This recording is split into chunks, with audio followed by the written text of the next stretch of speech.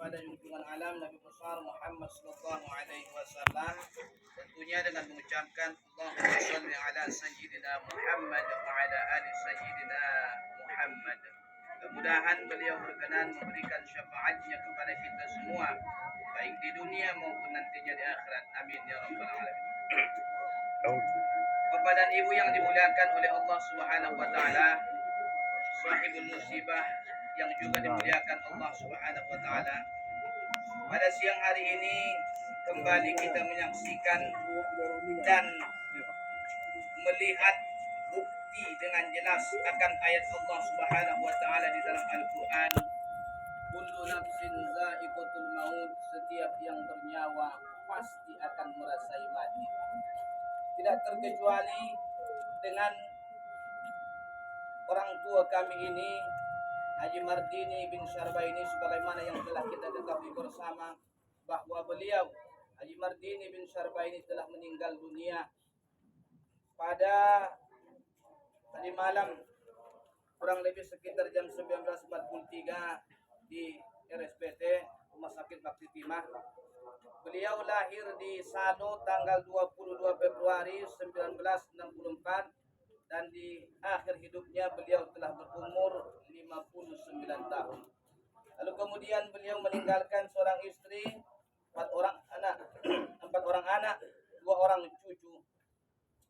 Mudah-mudahan dengan apa yang ditinggalkan beliau ini dapat mendoakan beliau siang dan malam, pagi dan petang, menolong almarhum ini dengan sebaik-baiknya sehingga dapatlah keampunan daripada Allah Subhanahu wa taala.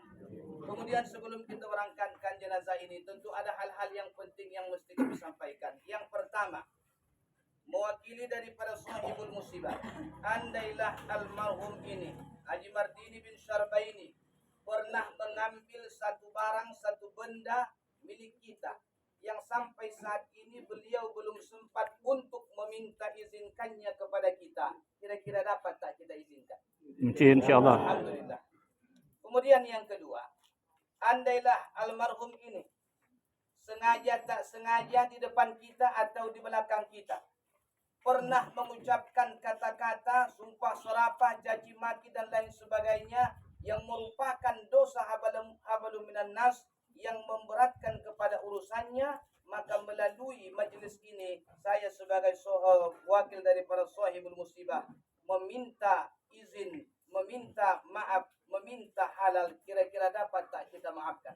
Insyaallah. Kemudian yang terakhir, andailah orang tua kami ini Haji Mardini bin Syarbaini pernah berhutang kepada kita, entah sedikit entah banyak, maka kami dari pihak keluarga tentunya tidak berkeinginan kita membawa almarhum ini dalam keadaan masih ada hutang kepada kita.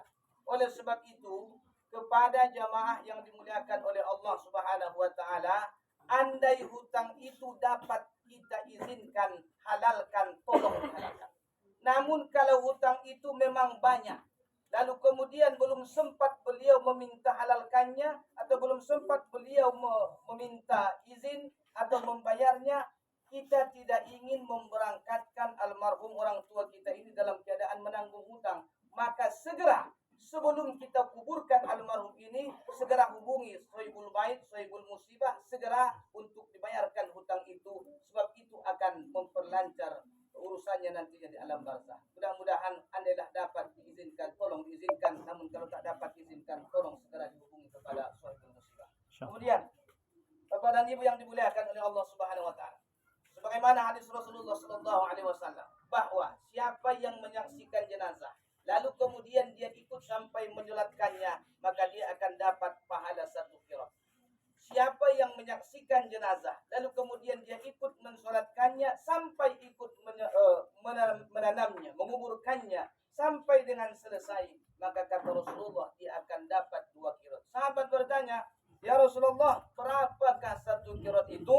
Lalu Rasulullah menjawab, kira-kira sebesar gunung Uhud. Andailah kami boleh memohon dan meminta kepada bapak dan ibu, kiranya dapat meringankan langkahnya, baik kaum bapak dan juga kaum ibu, bahwa sama-sama kita mendolatkan almarhum orang tua kami ini dengan harapan sesuai dengan janji Rasulullah sallallahu Alaihi Wasallam minimalnya 40 orang. Andai ada 40 orang yang menyolatkan satu jenazah, lalu kemudian satu saja di antara orang yang menyolatkan ini diterima doanya oleh Allah Subhanahu wa taala, maka jenazah itu akan diampunkan Allah. Andailah boleh lebih daripada 40, 100 orangnya, maka lebih banyak, lebih bagus. Maka kami mengharap kepada kita semua, kita akan salatkan di surau Al-Muhajirin.